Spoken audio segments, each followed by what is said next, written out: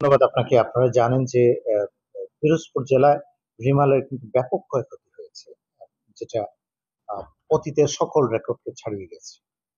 আপনারা আশ্চর্য হবেন যে আমাদের 53টা ইউনিয়নের সকল ইউনিয়নের মানুষই কম বেশি পানিবন্দী আছে।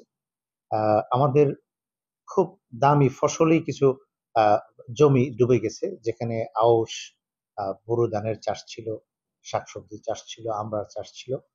আমরা এখন পর্যন্ত প্রাথমিক হিসাবে 7,886 মেট্রিক টন হেক্টর 7,886 হেক্টর ফসলি জমি একদম ক্ষতিগ্রস্ত হয়েছে। এখনো অনেক মানুষ পানিবন্দী অবস্থায় আছে, যেগুলো আমরা কার্যত হিসাব করছি। আমাদের হিসাব মতে 5,800 বাড়িঘর বেশ ক্ষতিগ্রস্ত, এবং 1,500 বাড়ি প্রায় সম্পূর্ণ এখন পর্যন্ত প্রাথমিকভাবে আমরা বিধ্বস্তের সংবাদ পেয়েছি। 3জন এখানে নিহত হয়েছে, যদিও একজন গাছ পড়ে আর একজন ছোট বাচ্চা পানিতে পড়ে, এই সব মিলিয়ে 3জন নিহত হয়েছে। আর এই পর্যন্ত আমাদের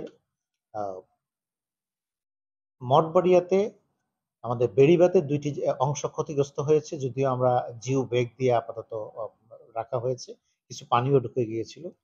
টগরা বেড়িবাঁধ উপচে পড়ে অনেক এলাকা প্লাবিত হয়েছে। তাছাড়া এখনো পানি কিছুটা সরে গেলেও নিম্নাঞ্চলের পানি কিন্তু এখনো সরে যায়নি, মানুষ অনেক গৃহবন্দী আছে, যার সংখ্যাটা পেতে আপনাদের বিকাল পর্যন্ত অপেক্ষা করতে হবে।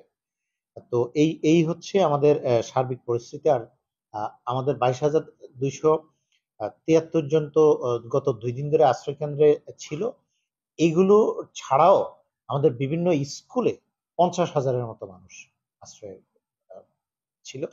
যোগাযোগ ব্যবস্থা এখন, সড়ক যোগাযোগ ব্যবস্থা আমরা ফায়ার সার্ভিস, রোডস এন্ড হাইওয়ের মাধ্যমে আপাতত বড় সড়কগুলোর যোগাযোগ ব্যবস্থা করা সম্ভব হয়েছে।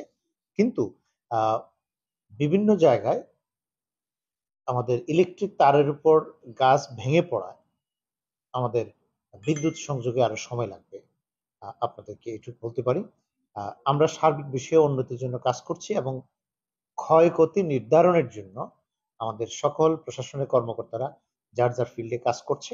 আমরা বিকাল নাগাদ সম্পূর্ণ ক্ষয়ক্ষতির একটা মোট হিসাব পেয়ে যাব। ধন্যবাদ।